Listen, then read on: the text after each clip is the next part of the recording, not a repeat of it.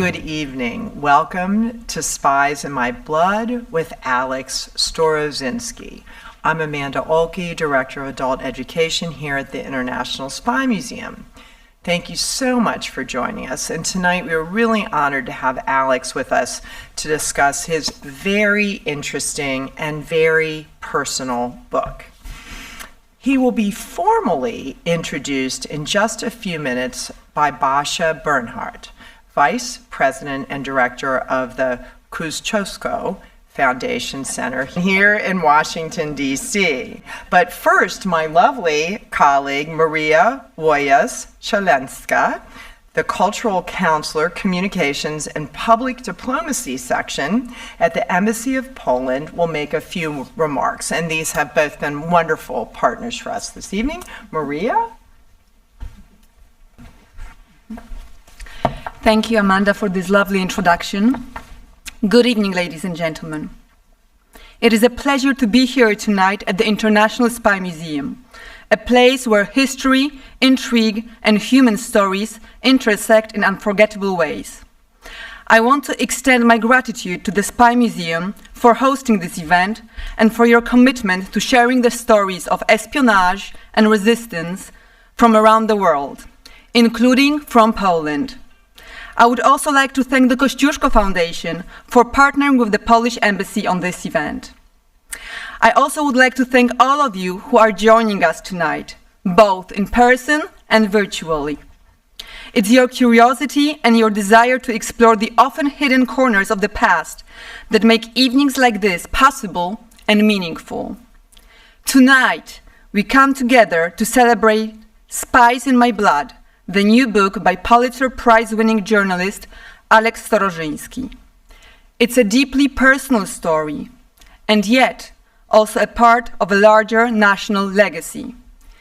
Because if there is one country whose history is filled with stories of resistance, it is Poland.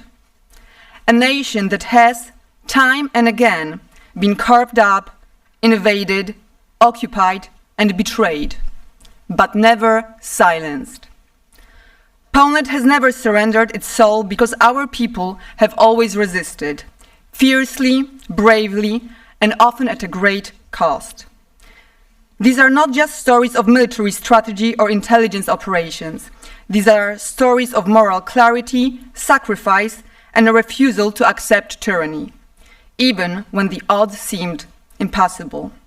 And the story you are about to hear tonight is no different. We hope tonight inspires reflection, conversation, and perhaps a deeper appreciation for the courage that lives not only in fiction, but in real lives. Thank you and enjoy the evening.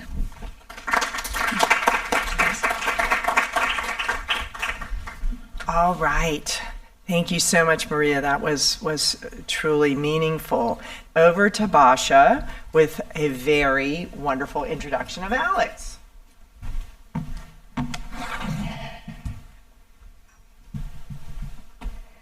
Good evening. So, Alex Storozynski says that Kościuszko Foundation's scholarship changed his life. It changed mine too, so I relate to that sentiment. It allowed him to graduate from the Columbia University Graduate School of Journalism, and soon after, in 1985, he traveled to Poland in search for truth about his family. In Poland, he received another scholarship to do his doctoral degree at the Warsaw University. But because he spoke for freedom of speech, the communists declared him an enemy of the state, put an end to the scholarship, and banned him from Poland. What did Alex do? He raised millions of dollars for the Kościuszko Foundation, other scholarships, so other people can receive their doctorates. He also stood up to those who distorted the truth and lie about history and used the term Polish concentration camps. The camps were German and were, of course, built by Germany's Nazis.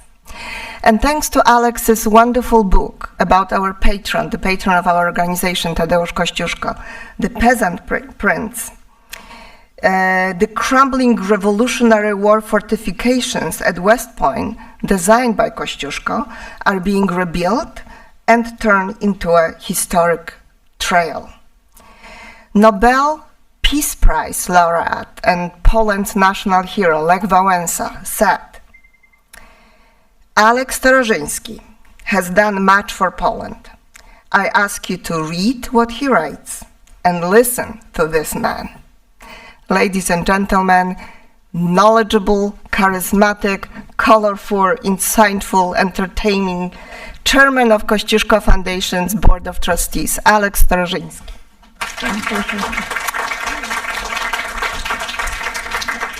Thank you all for coming. So, there's a saying, you can't fool your genes. It's in your blood. Like soldiers who've lost a limb in battle, children of war refugees drag a phantom pain of lost souls, and it lingers until ghosts call upon you. As the first born in my family in the United States, in the Promised Land, Greenpoint, Brooklyn, I was the first natural-born American.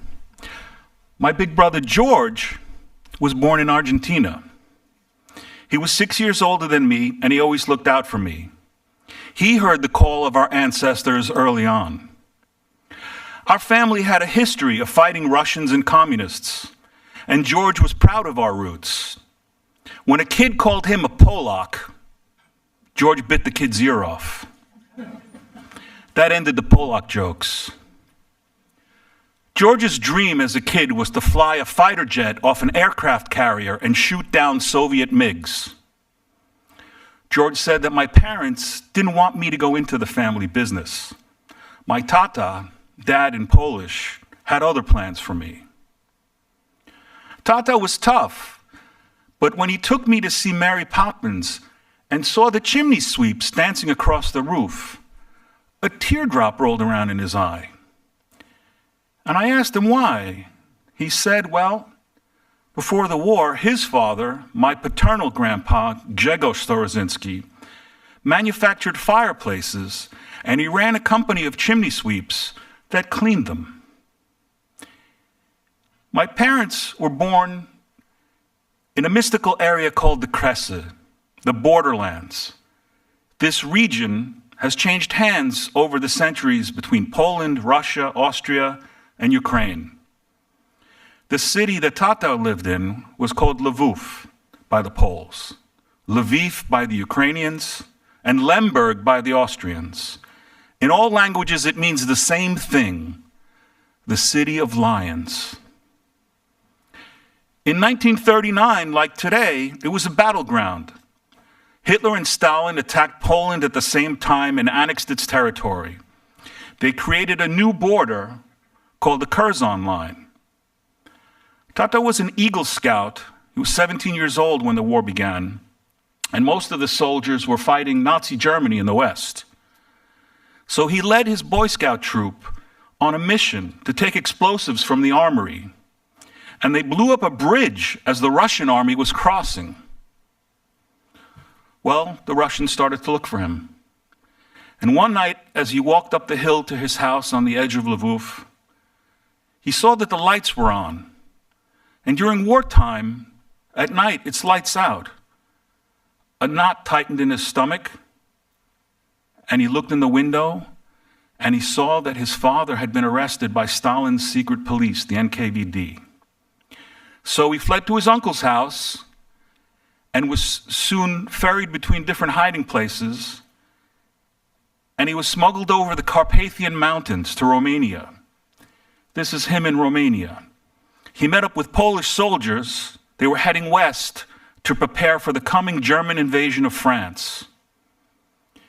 This is Grandpa Grzegorz, my father, and his younger brother, George, Jurek, and Grandpa was put on a freight train to Siberia and never seen again. My mama's city was a town called Równe, which means equal in Polish. The Soviet Union invaded and they renamed it Rivne. When my parents spoke about their childhood, it was as if they were orphans. They spent years unpacking emotional baggage from their childhood, from the Kresy, but they were blocking me from seeing what was in those suitcases. When I was a kid, I came home from school and I gave my mother a hug, and I accidentally put my finger in a hole in her arm, and she flinched. And I said, well, what was that? And she said, oh, that's where the bullet went in. And I said, the bullet? She said, in the camp, I got shot. I said, you were in camp and you got shot at camp? She said, it's not like the camp you go to. This was a Nazi work camp. I said, did the doctors take it out? And she said, no, my older sister Lucy wrapped a schmata around it and it worked its way out after 2 weeks. She was a slave laborer for the German railroad, picking up corpses and scrap metal and dodging bombs from American airplanes. We moved from Greenpoint, Brooklyn to Rockaway Beach, where I used to gather shells on the beach and paint them, and my parents were so happy that I was painting shells, because the shells that they saw as kids had bombs in them. My mother's father, Władysław Krzyżanowski, came to visit us, my dziadek, in Rockaway Beach. And he was a war hero who had escaped from Siberia. One morning, he was shaving, and one of my cousins was arguing with me. And my grandpa cut himself. And he said, you kids, you stop arguing, as a drop of blood dripped down his face. And with shaving cream on the other side, he said, listen, when I was in Siberia, if I found a piece of broken glass, I was excited because it meant I could shave. And he had this flashback in his face that looked as if he was staring down death. This was the moment that I realized my family was different. My parents made money by buying and flipping houses in Rockaway Beach. And then my father got sick. So they bought a motel in upstate New York. My father's war wounds started to take their toll, and he had a heart attack. And when we moved to this motel, my job was to clean the pool and mow the lawn.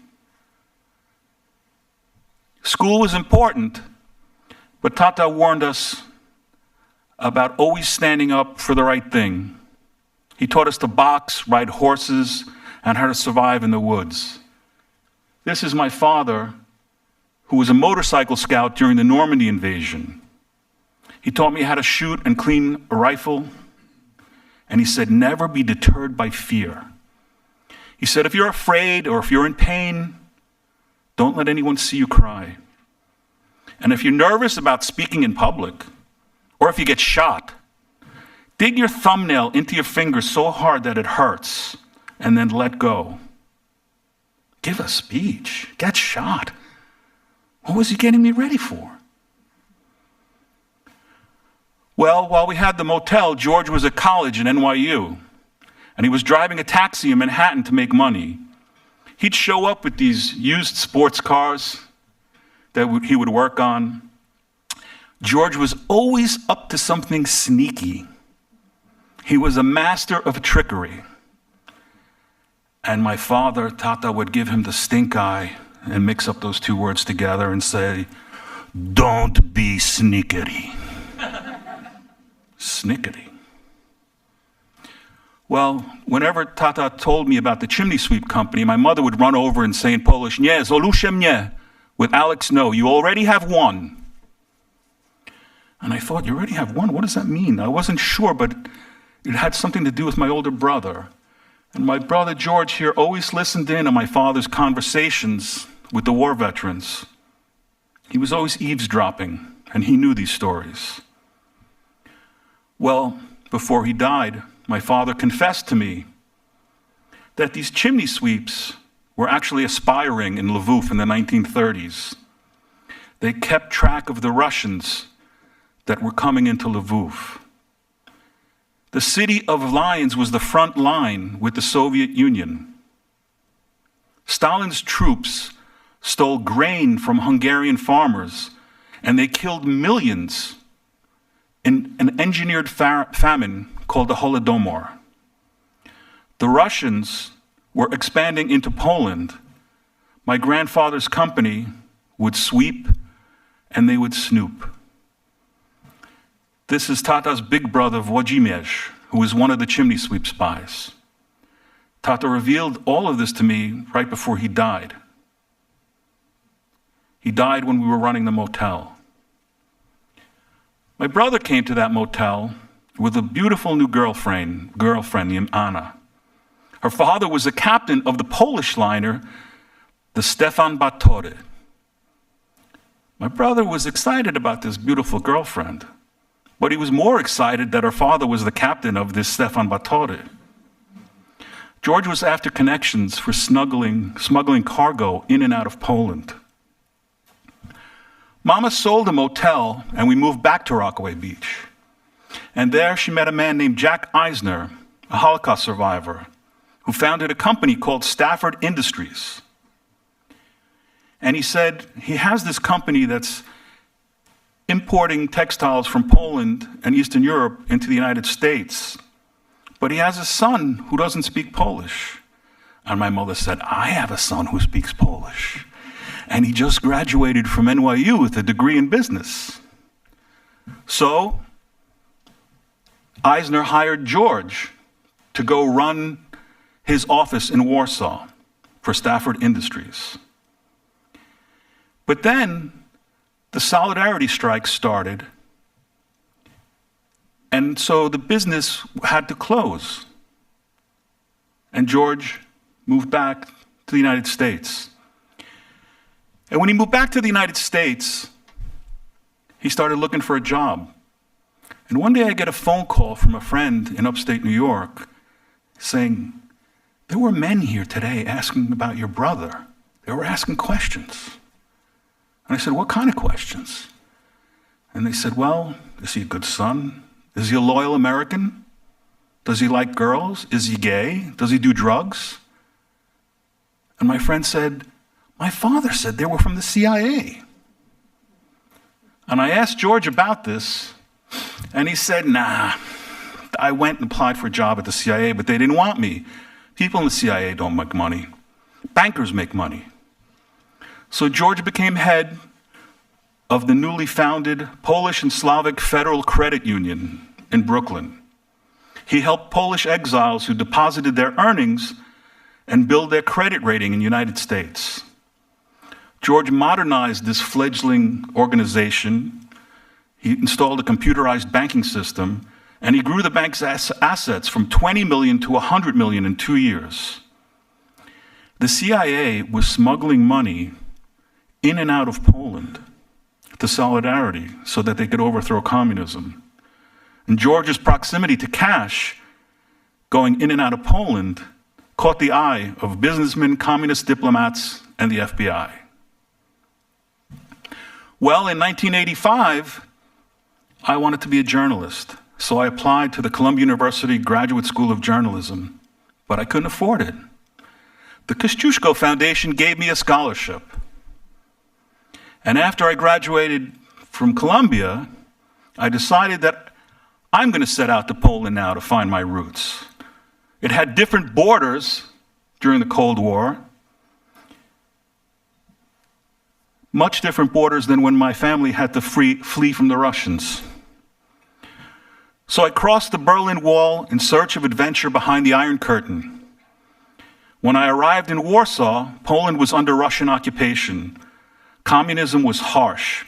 I quickly learned the value of the dollar exchanged on the black market for currency, and suddenly I was kind of well off. But even with money, I couldn't buy anything because the communist economy was a total scam and there was nothing in the stores. And even if there was something, you needed ration cards for flour, sugar, alcohol, anything. And toilet paper, it was easier to buy Russian caviar than it was to buy toilet paper. And even if you could find it, it wasn't real bathroom tissue. It was this recycled mush. Sometimes it had wood pulp and even splinters in it. I watched how Poles navigated through this system forced upon them by the Soviet Union. This taught me how to finagle, to wheel and deal, to get what you want. So I put that skill into getting a scholarship. Journalists are taught to be aggressive, so I convinced the higher education ministry to give me a doctoral fellowship to write about free speech at the University of Warsaw. And my brother's friends arranged for me to meet the most hated man in Poland, Jerzy Urban, the propaganda minister of the Polish People's Republic. I started attending his press conferences with foreign correspondents. I was hired by newspapers to translate interviews with Solidarity leader Lech Wałęsa and other opposition movement people that were trying to overturn communism. I started hanging out with Polish rock stars. I became close friends with singer-songwriter Stanisław Sojka, who just unfortunately passed away 2 weeks ago. I went on tour with Man Am and their lead singer Cora, who was kind of like the Madonna of Poland in the 80s. I went on tour with them, and I was chauffeured through the Tatra Mountains in a Mercedes-Benz, smoking pot with Cora. She let me on stage to take these pictures. And just as I was starting to have fun, I was put under surveillance. The scholarship that I received included a room in the dormitory, but it was disgusting. There was no toilet paper or even toilet seats. So I rented a one-bedroom apartment near the university. And I registered in the dorm, because you had to be registered somewhere. And I told my friend Mariusz, I'm going to register in the room with you, and you'll have the room to yourself. And he said, okay, but you should leave some clothes here in case they show up looking for you. And I said, they? He goes, you know, them. I said, who? What do you mean, them? He said, you know them if they come looking for you. I said, what do you mean, them? He said, you know, them, the Służba Bezpieczeństwa, the secret police. And I said, how do you know it's them? He said, everybody knows it's them. So when the police found out that I had this apartment, they snuck into my apartment and they stole my visa. And now I'm in the country illegally. So I was summoned for an interrogation to the police station and interrogated by an SB agent named Karol Świerad. Świerad said, if you collaborate with the secret police, we can give you money, we can give you a car, we can give you women. What is it that you need? I was terrified. I refused. I said, no, I'm not going to collaborate. And so I went to the American embassy and reported this. It was clear that they were trying to entrap me. So I went in and I spoke to the consul, and before I started telling the whole story, he said, stop, don't tell me the story.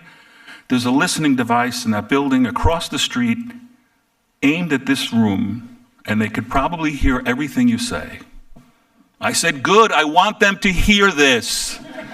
They made me an offer to collaborate, and I'm refusing to do it. And I'm here to tell you about it. And he said, well, we sure hope you're not going to take their offer. And I said, if I was going to take their offer, would I come here to tell you about it? He said, no, I guess not. But you know what you could do? You could talk to our people to see what they have to offer. Then I got really scared. I said, you know, there's another option here. I'm not going to take their offer. I don't even want to talk to our people. I'm going to continue what I'm doing, working on this doctorate. But if I disappear, this guy named Karol Świerad in this office is the guy who's been interrogating me. He said, okay. But let me warn you, they're going to call you and they're going to tell you that they found your visa. And they're going to meet with you in a public place and give you an envelope. And they're going to take pictures of you taking that envelope, and they're going to use that picture to blackmail you. And I said, okay, thanks. Well, sure enough, 2 days later, I get a phone call from Karol Świerad, and he says, "We found your visa. We're going to meet with you at the statue of Bolesław Prus to give it back to you in a public place." And I said to my friend Mariusz, "You know, you're right, they came looking for me." And I said, "Where is the statue of Bolesław Prus?" And he said, "Well, it's across the street from the building with no corners." And I said, "So you think they're going to try and take a picture of me from behind one of those columns?" "Nah, they're not going to do that." He said, "Why not?" "They'll get a much better view from the apartments above. That's where all the secret police and officers live." I thought, wow, the secret police, they're snickery. The Kremlin's mouthpiece in the Soviet Union was a man named Leonid Toporkov. He was the correspondent from the Russian newspaper Izvestia. The year before I arrived, he wrote an article calling Father Jerzy Popiełuszko a threat to national security. Jerzy Urban followed up with an article also attacking Popiełuszko, saying that his masses were hate rallies. The SB secret police took this as a signal that it was okay to silence the priest, and they murdered him. So I began writing this doctorate about the function of the press spokesman for the Polish People's Republic. And Jerzy Urban told me that he knew how to manipulate the American media. Well, Chernobyl happened, and this is the press conference where the Poles are talking about Chernobyl. They took this photograph. And they kept asking him, when did the Kremlin inform Poland about the accident and that radiation clouds are headed your way? Well, the truth was the Russians never told them. Urban had to change the subject. And during the May Day parade in 1987, the communist dictator General Jaruzelski waved at the crowd as a radiation cloud floated over the whole people going by. Well, what did Urban do? He changed the subject. He changed the subject by saying that there was a Polish officer who defected to the West. And he leaked the story about the defection of Colonel Ryszard Kuklinski. He leaked it to the Washington Post.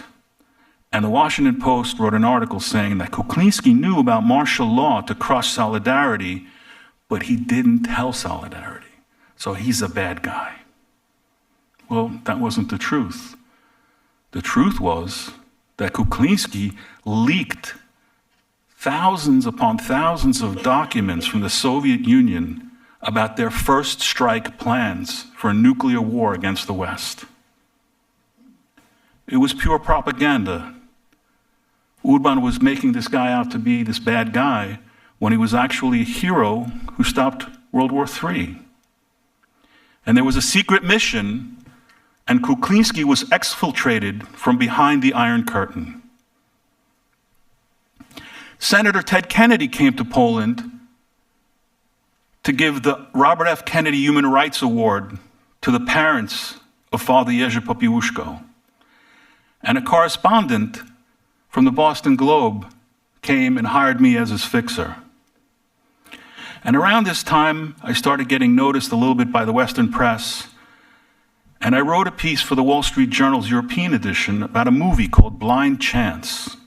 It was by a famous Polish director named Krzysztof Kieślowski. And it was about a man who runs for a train, and he has 3 different storylines. The movie starts over 3 times. In one, he becomes pro-communist. In the other, he becomes anti-communist. And in the third, he is neutral and doesn't take sides. And in all 3 storylines, that character ends up at the Warsaw airport. And in the first one, they don't let the guy on because he refuses to collaborate with the communists. In the second one, they say, you've got to go and put down these anti-communist strikes. And in the third one, where the guy was neutral, he actually gets on the plane. Well, he gets on the plane, it takes off, and it explodes over the woods, the Kabaty woods right outside of Warsaw. And I asked Kieślowski, so what does that mean? It means that if you're neutral, No, he says. That plane waits for us all. It's somewhere. It's waiting for you, it's waiting for me, but somewhere it's always waiting. A month after the Wall Street Journal ran this piece, in real life, a plane takes off from the airport in Warsaw and blows up over the Kabata forest. It was ominous.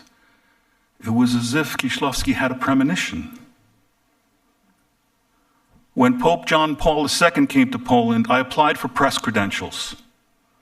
And I was again interrogated by the secret police, Karol Świerad. He said I would only get a press pass if I spied on the other correspondents, American correspondents in Warsaw. The more I learned about the methods of the secret police and of Jerzy Urban and how they were manipulating the press, the more I spoke up for freedom of speech, the more they tried to blackmail me. So I headed to New York to go home to try and start my journalism career. And as I'm traveling through Berlin, there are these German hipsters in the cafe where I am, and they're talking about, oh, the historic event, the wall, Gorby, Gorby. And I say, yeah, that's an incredible speech that Mr. Reagan gave. And they said, Mr. Reagan, what are you talking about? We're talking about David Bowie. A week before Reagan's speech, David Bowie had a concert at the Wall. And Bowie yelled as he sang his song, Heroes, We Can Be Heroes, standing by the wall. That song is about the Berlin Wall. And before he started that song, he said, we send our best wishes to all our friends on the other side of the wall. And as he sang Heroes, the East Germans rushed to the wall and they said, Gorby, Gorby, let us out. The Stasi beat people and the Germans arrested them. And the Germans were more excited about Bowie's concert than they were about Reagan's speech. Well, when I got home, I looked through my drawer for my grandfather's World War II medals. He won all these medals in World War II, and when he died, he left them to me. And he also left me that cutthroat razor he used to shave with. But I looked in the bag and it was gone, and my mama said, I threw it out. And then she gave me my father's fountain pen instead. And she said, in your line of business, you're gonna be using this instead of a cutthroat razor.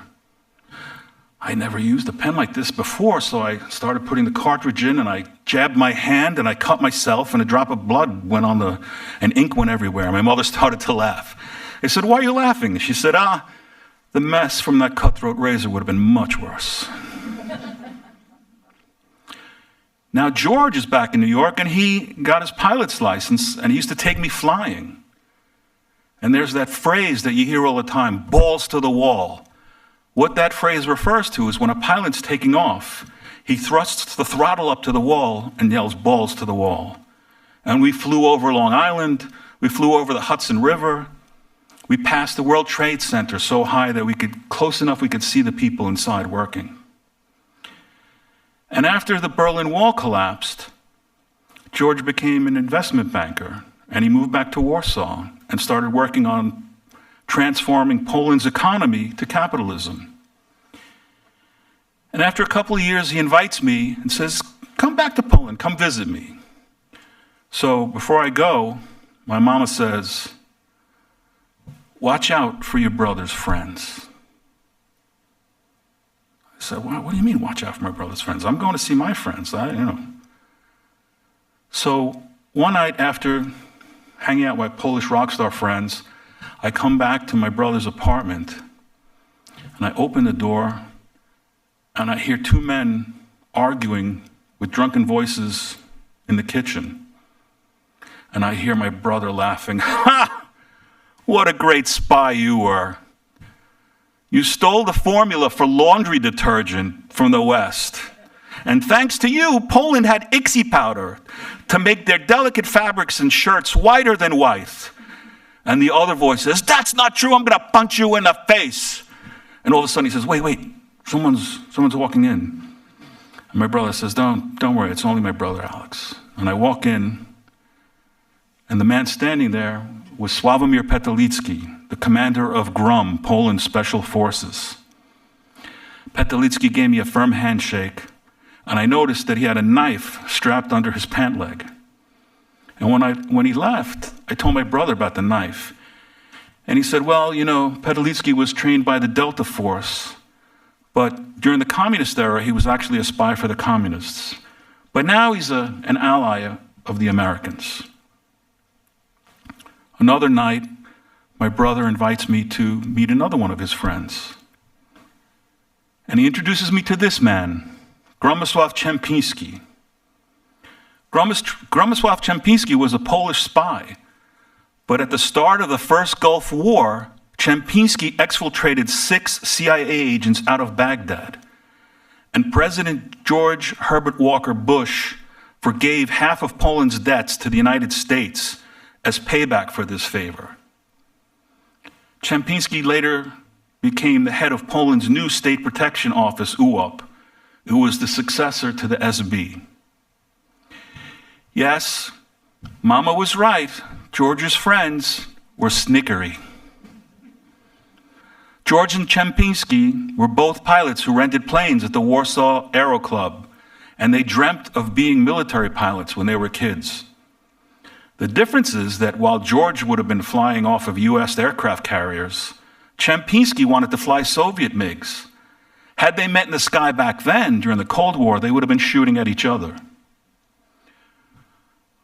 Well, when I got back to New York, George was flying one of these small planes, and he had a plane crash near Warsaw. An aircraft that he was piloting hit some trees as he was taking off, and it crashed, and he broke a bunch of bones. He was flown back to New York for surgery to fuse his vertebrae back together. A year later, he developed bone marrow cancer in those injuries. And the cancer really started to eat away at him. So another plane crash. Wow, Kieślowski's plane crashes are getting more frequent. And then more planes crash, this time into the World Trade Center. And some of my friends in Rockaway Beach were firefighters and died in the rescue effort. Many people don't remember this, but a month after the World Trade Center attacks, another plane crashed in New York. This was Flight 587 taking off from Kennedy Airport, and one of its engines landed on the house that I grew up in. This is the house where Grandpa Jadek was shaving with that cutthroat razor. And I thought, my God, that plane waits for us all. And it keeps getting closer and closer. Well, George's obsession with planes haunted me. Here you see a scar on his face after the plane crash, and he had a bone marrow transplant. He started to recuperate. And one day he comes to my house, and while visiting me, he pulls out pictures of him on the deck of the USS Harry Truman being flown, being catapulted off in an F-18 with a US Navy pilot. And then he shows me another picture of him in the captain's chair that says VIP on it. And he pulls out a hat that says USS Harry Truman, and it says George Storozynski on the back. And I said, this is not something normal people get to do. How did you? He said, well, I did a couple of favors for some people, and this was payback. Well, George's cancer came back, and he could no longer make bone marrow, and I was giving him my platelets and my blood, and his body started to reject them. His friend Petelicki knew he was going to die, and he came to say goodbye. General Czempiński also came by to say goodbye. And one day I bought George's favorite soup, wonton soup. And we're eating this wonton soup. And the blood that I had donated to given to him is dripping out of his nose and into the soup. And George took a spoon and picked up that blood, my blood, out of his nose and started slurping it up. He wanted to gross me out. That's what big brothers do. Well, I had to pretend that it didn't faze me, because if I did, it would have made it worse. So after eating the soup, I rented a movie called Spy Game with Robert Redford and Brad Pitt. And after the movie, George sits up and says, well, that was realistic. And I said, what do you mean? He said, about life in the CIA. And I said, how would you know? And he said, how do you think Kuklinski got out of Poland? I drove him. And I said, what? And he said, yeah, in November 1981, there was a banquet at the Soviet embassy in Warsaw to commemorate the Russian Revolution. And the CIA dressed him up in a Polish uniform and put him in a black Volga like Kuklinski's car. And George pulled up to the Soviet embassy, picked up Kuklinski, and drove him to a CIA safe house in Warsaw. George then faded back into the scenes, and Kuklinski was flown out of Poland. And as I started asking more questions about this, George got nervous and said, don't write about me. Don't write about our father and our grandfathers, what they did. I never got to see Lvov, he said, but at least I got to see Moscow. And rumbling through his papers after he died, I found this picture of him in Red Square, and I thought, Moscow? When was he in Moscow? So I started filing Freedom of Information Act requests with the CIA, and there was a book about Kuklinski that was coming out. So I went and I met with the author, and I told him my brother's story. And the author said, no, Kuklinski was put into a big box, along with his wife and his two sons, and they were driven across Poland, across East Germany, and through the Soviet checkpoint at Checkpoint Charlie, in a big box. And I said, the CIA wants Kuklinski. Of course they want his sons and wife to get out too. But do you really think that they would put him in a box and drive him across the most guarded border in the world? And this reporter said, yes. And I said, it's clear that the CIA wants the real story kept secret. Could it be possible that the CIA was being snickery? Well, I reached out to Zbigniew Brzezinski and I said, look, I need to talk to Kuklinski. When I was at my desk at the New York Daily News where I worked, Kuklinski called me and he verified George's version of the escape. And he said, listen, I can't tell you where I am, but I'm going to come to New York. And I will call you, and we'll meet for coffee. You carry a picture of your brother, not what he looked like now when he died, what he looked like in 1981 when he did that mission. And I will tell you if this is the guy who drove me out. 2 months go by, Kuklinski died, and I never got to meet him. A few years later, I was in Warsaw, and I met Kuklinski's confidant, Joseph Szaniawski, who was opening a museum about the Cold War spy in Warsaw. Szaniawski also confirmed my brother's story. When I told him this, he said, oh, how do you know this? 3 people in the world know this. And I said, well, my brother told me. And he said, yes, it's true. And he showed me secret maps that the Soviet Union was planning to attack Western Europe during the Cold War. Well, I was digging through my brother's things. I was digging through my father's things. And George said, write about Tata, don't write about me. So I started going through my father's papers. My father told me when I was little that he had killed Russians and Germans during the war, sometimes in hand-to-hand combat, sometimes with a knife. And when I went through his military archives from the military in Great Britain, because they fought alongside the British, I found that he'd actually downplayed his service, what he really did. And I was digging through this suitcase with letters and photographs and documents and microfilm with details of the battles that he fought in during World War II. And I found this photo. In 1939, when he was an Eagle Scout in Lviv, he blew up that bridge that I told you about. And on the back of this photo from the second day of the war, it says these are his closest friends, Oleg and Yurek. They're the diminutives of Alex and George. This is who Tata named us after. And he was in Normandy, and then later, during the Dunkirk evacuation, the Poles got evacuated to Scotland, and my father's pictures are first he's in a uniform, then suddenly he's in kilts, and then suddenly he's wearing a nice suit, and rather than sleeping in a tent, he has his own apartment. And the quartermaster put this Leica camera enlarger in his room.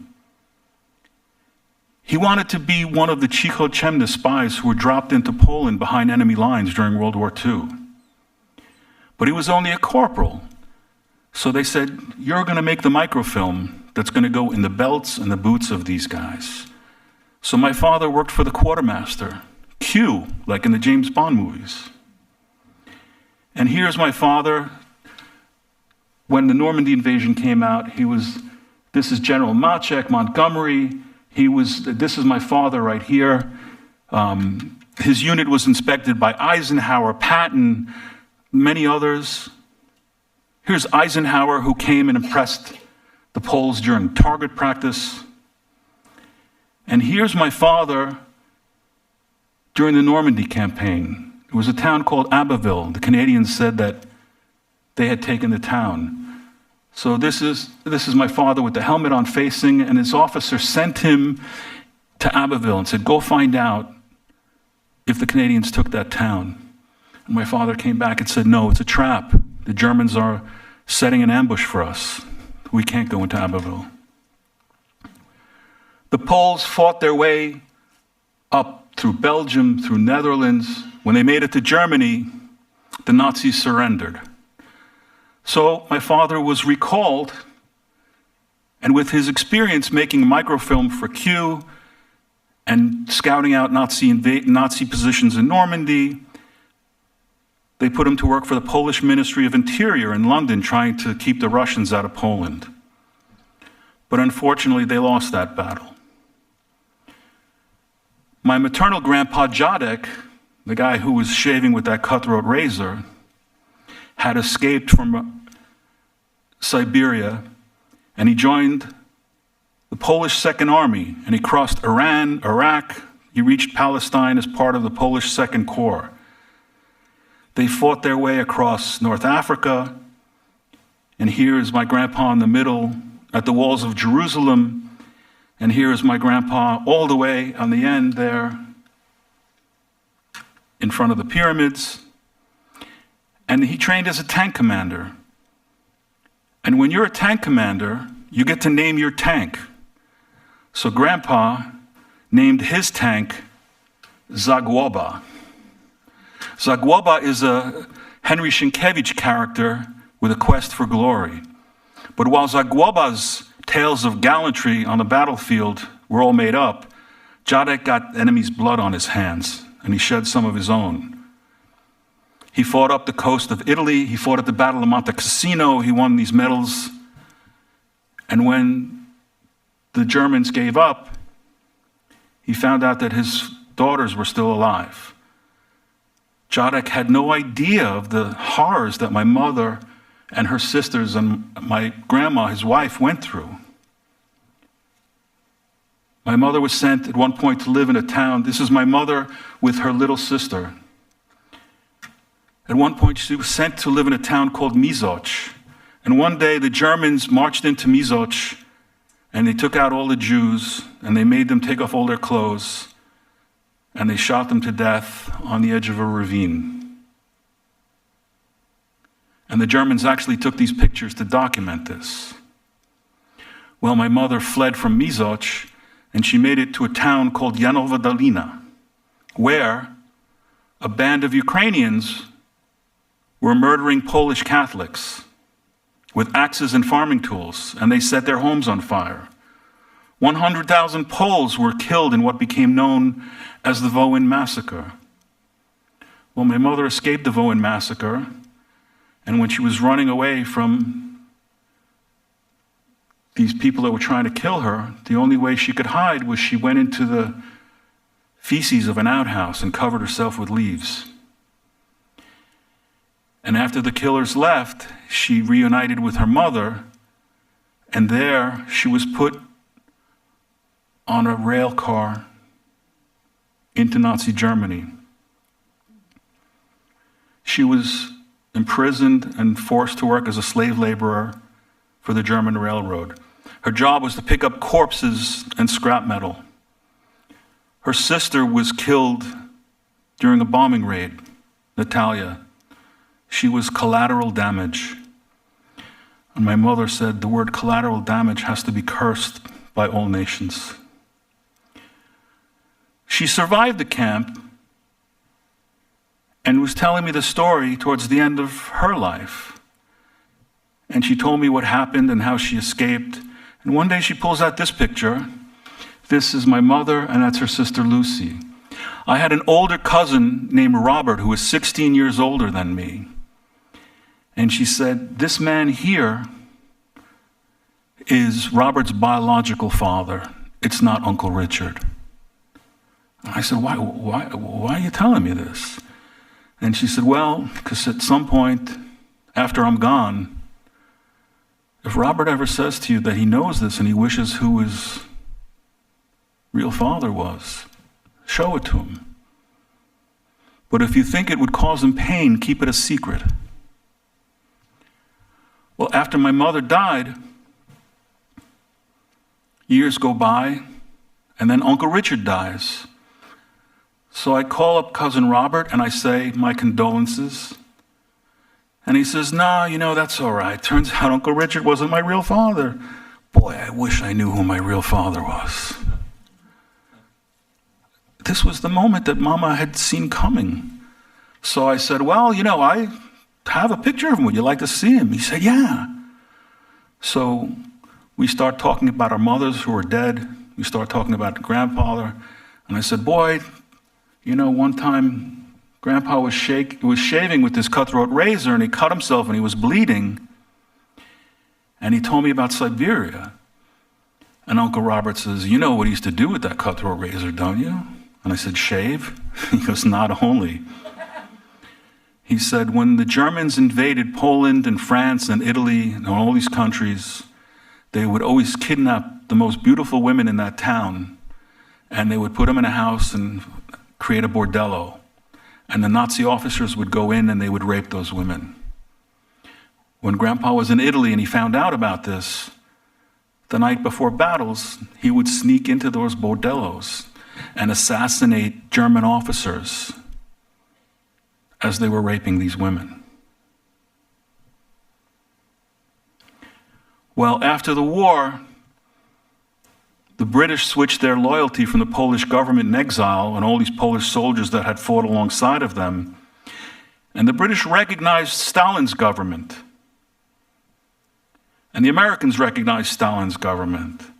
And so now this passport that my father had with the crown on the eagle is for a passport, is for a country that doesn't exist. So this passport had no stamps in it. He wasn't allowed to travel on it. So he decided he was going to leave. He sailed for Argentina. And when he arrived in Argentina, he met my mother and he met Jadek, and they exchanged their stories about the war. And I found this picture actually of my father in a history book. This is him in the Normandy campaign. He would ride ahead of the officers and tell them where the Germans were hiding. And I went to a lecture at the Polish Veterans House in New York City and started asking questions of a historian that worked for the Polish Communist Archives.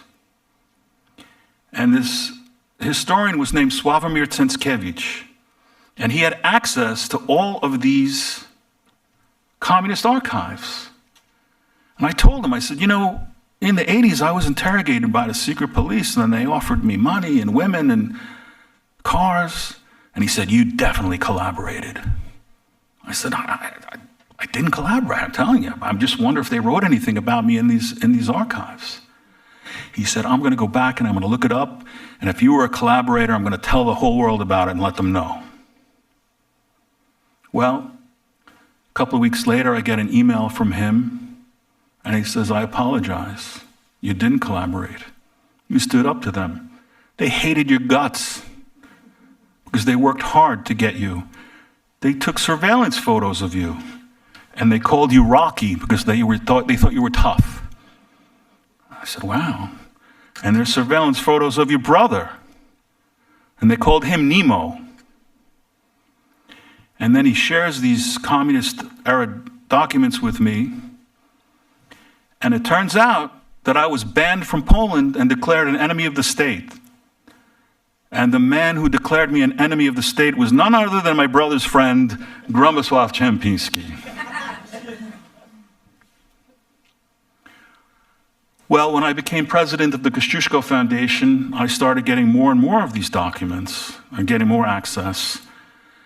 And I told them what I was looking for, that I was interrogated by a guy named Karol Świerad.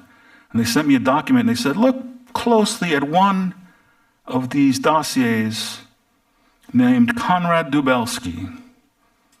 And as soon as I saw this photograph, I realized that's Karol Świerad. That's the man who interrogated me. I recognized those beady eyes and that mustache, and suddenly I got his dossier too. And it turned out that 2 months after I was kicked out of Poland and banned from Poland, Dubelski's brother-in-law defected to West Germany. And Dubelski was fired from the secret police by none other than my brother's friend, Gromosław Czempiński. So, as my brother said, he never got to go to Lviv, but I did. And this is Lviv, which is today Lviv. That's the opera house in Lviv. And I went to search for the spot where my father's house used to be. And I had an older uncle who told me that, don't go, because the Russians blew it up. It was at the end of a street called Green Street, across from where there's a soccer stadium. And I went to the end of Green Street, and I found a red brick house just like my father had described, and I found some rubble over here, and I'm walking around that house, and an old Ukrainian man walks out of the house and says, what are you looking for? And I said, well, my father lived here before the war, but he had to flee, and supposedly the Russians blew up his house. And he says, it's true. He said, when I arrived here at the end of World War II, there was a pile of bricks there. They made us build a brick kiln out of that house. We don't know what those people did, but the Russians hated them. And out of that brick kiln, we had to make cinder blocks and bricks to build that soccer stadium. I was in shock. It was this, like, I was led to this spot where this man told me what happened to my father's house. So I pulled out some money. I said, listen, mister, I don't know what you like to drink, beer or vodka, but here, buy yourself a drink on me. He said, no, he pushed it away. He said, I didn't tell you this because I want something from you. I told you this because you have a right to know what happened to your father's house. So I said, thank you. I started walking around the soccer stadium, and lo and behold, I come upon a brick kiln made from the bricks of my father's house that was blown up by the Russians. Well, one of those bricks was loose, and I pulled it out, and I took it home with me. And as I was writing this book, I would look at that brick and think, if only that brick kiln could talk. If only this brick could tell me what it had seen. If only my father and grandfathers could tell me more about their secret missions fighting the Nazis and the communists. Thank you for listening.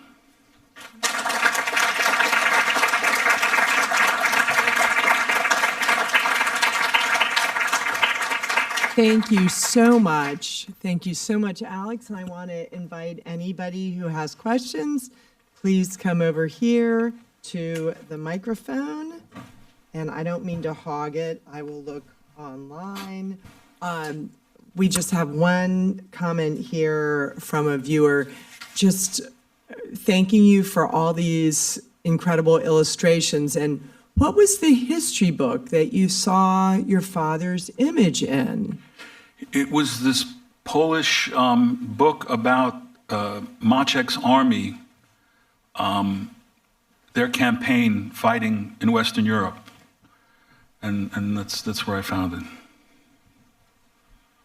Are you coming this way? Awesome.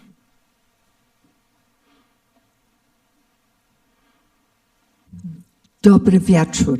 Dobry wieczór. I'm just curious. Can you hear me okay? I can. Okay. I'm just curious, how long did it take you to write this book? My entire life. No, truthfully. I mean, the parts of the book that are about Jerzy Urban and life in the 80s and explaining what life under communism was like was something that I wrote in the 80s. And I started pitching it as a book to American publishers back then. And they said, we don't believe that this is what life is like under communism. This is terrible. You're making this stuff up. And I said, no, this is real. Oh, you're just making fun of Poles. And I said, I'm not making fun of Poles. I'm making fun of communists. This is real stuff. And so then I sort of put that aside and focused on, my journalism career and writing about Kościuszko.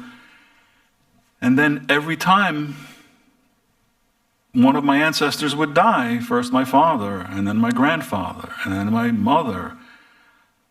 When they were dying, I was always asking them questions, but when they were dying, they really wanted to open up and tell me what happened. So it came in waves as they were dying, and then I would go look up what they told me in archives, and what they told me was true. Dziękuję. Proszę bardzo. All right, we have some other online questions. One woman says, as you reflect upon your mom saying, you already have one, what do you think she knew? Did she give you any other hints about what she knew? She knew when my brother died, I sent a Freedom of Information Act request to the CIA. Much of it was blocked out, but it was his application, and it talked about, his language skills, perfect Polish and Russian, and then there was a contact person on that application that was from the early 80s, and that contact person was my mother, and there was her signature, which I recognized. And I was like, oh, she knew. She knew that's what she was talking about. All right, we have a really lovely question that I think will be a great one to wrap up with. What would your advice be to young Polish Americans who want to continue to learn and be part of their ancestry? Well, first, approach whatever relatives you have that are still alive and ask them as many questions as you can. And if they went through some sort of horror, a lot of times they don't want to talk. But if you tell them, well, this is what I heard, and this is what I know, usually those older relatives will say, nah, that's not how it was. Let me tell you how it was. And they will tell you how it was. And just keep digging, keep reading, in Polish, reach out to the archives. If you have people that had military backgrounds, look at the Sikorsky Institute in London, which has military records. Look at the IPN in Warsaw, which has records. Wonderful. And to even it out, one more in-person question. Good evening, dobry wieczór. Dobry wieczór. Aleksie, dziękuję. Fantastyczny wykład. My students are always saying that your research is impeccable. It's fantastic. But for your first book, it was less personal. So this time you are researching again. Can you tell us in what ways this kind of research was different for you? And was it because it's more personal? Did you find this more difficult or easier? Absolutely more difficult. It was very painful, you know, when my mother told me stories about, you know, the Katyn Massacre, when she told me, you know, about the massacre of Mizoch, and she told me about her good friend Monica, a Jewish girl who was killed, and she said that they were marched out of town, and a month later, the Germans came and said, all right, there's clothes and stuff in this barn outside of town. If any of you want to go see if there's anything there.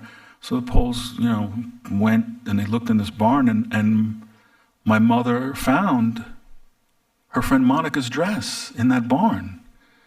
And she picked it up and she smelled it and she said, oh my God, it smells like Monica. And she took that dress back to her aunt's house and slept with that dress under her pillow because she thought, Monica's going to come back and I will be able to give her back her dress. And so as my mother is telling me the story about the massacre of Mizoch, I went online and did a search about the massacre of Mizoch. And I found that photograph of these Jewish women and children murdered by the Germans, and I showed it to her, and her face dropped. And she said, oh my God, and she's looking to see if she recognizes her friend Monica among those dead bodies. And I thought, my God, what did I do? Why did I show her this photograph? What pain I just put upon her. So when I started finding photographs of the Mizoch massacre, I didn't make the same mistake. I didn't show her those photos. Those photos were just as brutal. I couldn't show, they were too brutal to even show tonight. That's just one example of how painful it was for me. Thank you. Alex, I want to thank you for a really riveting journey. I feel like we went with you, and there was joy and laughter and horror as well. Alex's book is for sale. If you are here in the theater and you would like to buy a book or have Alex sign it, we'll be doing that right outside. And if you're with us online, it is available in our online retail store. So thank you so much. I want to thank our partners, the Kościuszko Foundation, the Embassy of Poland. We love working with both organizations, both entities, and this was a very special evening. Thank you, everyone, for being here.